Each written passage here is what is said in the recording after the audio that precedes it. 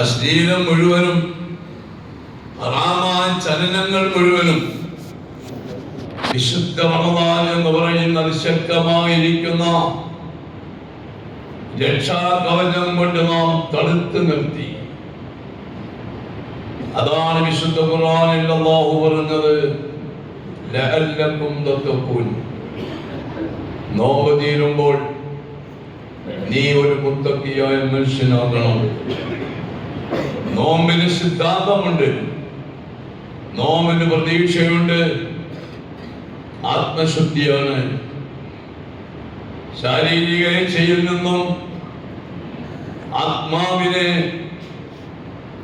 ശുദ്ധിയാക്കി എടുക്കുക എന്നുള്ളതാണ്.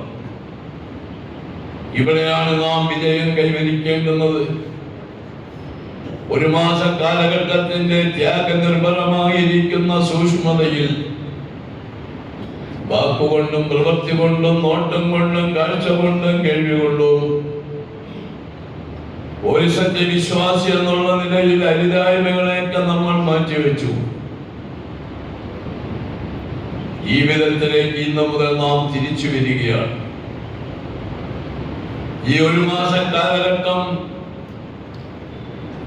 ആത്മീയ പരിശീലനത്തിന്റെ അഥവാ ആത്മാവിനെ സംരക്ഷിക്കുന്നതിന്റെ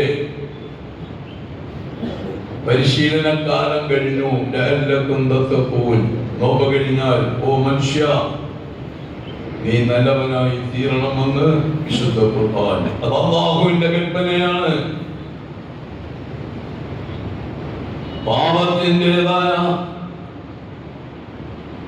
കൊടുമുടിയിൽ കഴിഞ്ഞുകൂടിയ ഒരു മനുഷ്യനെയാണ് അവന്റെ മുൻകാല ജീവിതത്തിന്റെ യാതൊരു മാനദണ്ഡവും ഇല്ലാതെ അല്ലാഹു പാപം പുറത്തു കൊടുത്തു. കൊടുമുടി സമാനമായ പാപത്തിൽ ചുമടെടുത്ത മനുഷ്യ, നീ ഒരു നോമ്പ് പിടിച്ചപ്പോൾ ഹിമാലയ പർവ്വതം പോലത്തെ നിന്റെ പാപം ഞാൻ പുറത്തു തന്നവനാണ്. ഇനി നീ ആ തെറ്റിലേക്ക് മടങ്ങരുത്. വിശുദ്ധ റമദാനിൽ നീ അവസാനിപ്പിച്ച മദ്യപാനം അവസാനിപ്പിച്ചു. ഇനി ഈ ദുനിയാവിൽ നിനക്ക് കുടിക്കാൻ സാധ്യമല്ല. അതായിരിക്കണം നിന്റെ തീരുമാനം.